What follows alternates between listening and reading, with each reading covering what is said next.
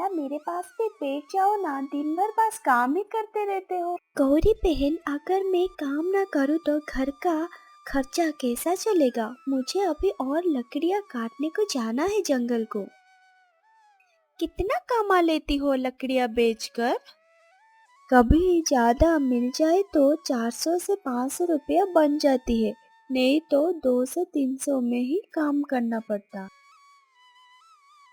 गौरी अपनी पति कालू कौवे के पास जाकर सारी बात बताती है। सुनो कालू, वो रानू चिड़िया जंगल से फ्री में लकड़ियाँ काट काट के पैसा कमा रही है। इसमें मैं क्या करूं? काम मुझे पसंद ही नहीं है, बस सोना अच्छा लगता है। आलसी मत बनो, अगर हम भी लकड़ियाँ काटे तो हम भी पैसा कमा सकते हैं। मेरे पास तो कुल्हाड़ी नहीं है, मैं कैसे काटूं लकड़ियाँ? वो मैं अपनी माँ से ला दूंगी।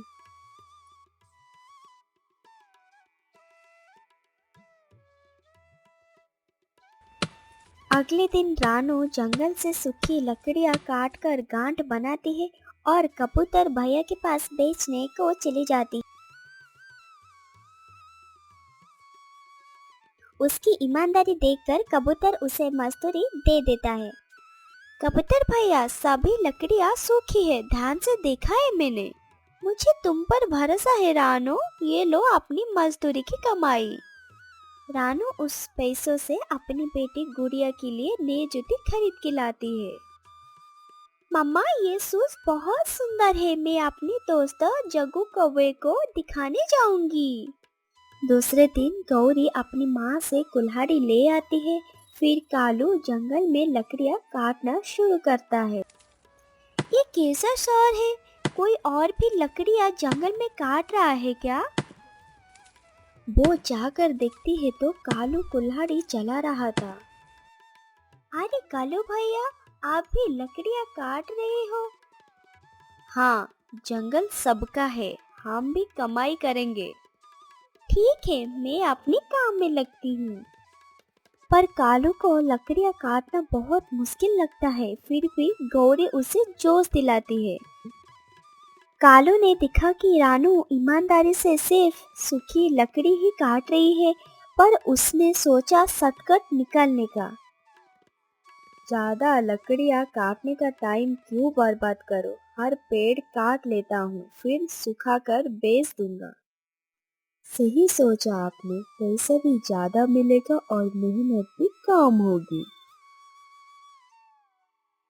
उस दिन कालू कुछ सूखी और कुछ हरी लकड़ियाँ मिलाकर कबूतर भैया के पास ले आया। कालू, ये तो कुछ लकड़ियाँ गीली है। अरे भैया, धूप में सूख जाएगा, ले जाओ अभी।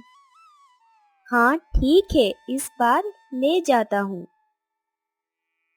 रानू की बेटी गुड़िया अपने नया शूज पहनकर जग्गू कौवे के घर जाती है। देखो जग्गू, मम्मी ने मेरे लिए नए जूते लाई है। अरे वाह गुड़िया, तुम्हारी मम्मी कितनी मेहनती है और प्यारी है। हाँ, वो दिन रात मेहनत करती है ताकि मैं खुश रह सकूं।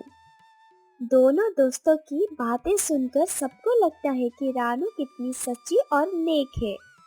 जब कालू बार बार हरी लकड़ियां मिलाकर बेचने लगा तो एक दिन कबूतर भैया ने उसे रोक लिया। कालू, तुम बार बार हर पेड़ काट कर गीली लकड़ियां ला रही हो, ये गलत है। अरे भैया, सारे लकड़ियां सब जंगल की ही तो है। जंगल सबकी है, लेकिन ईमानदारी सबसे बड़ी चीज है। रानू कभी ऐसा नहीं करती थी। ये बात सुनकर कालू का सिर झुक जाती है शर्म की वजह से।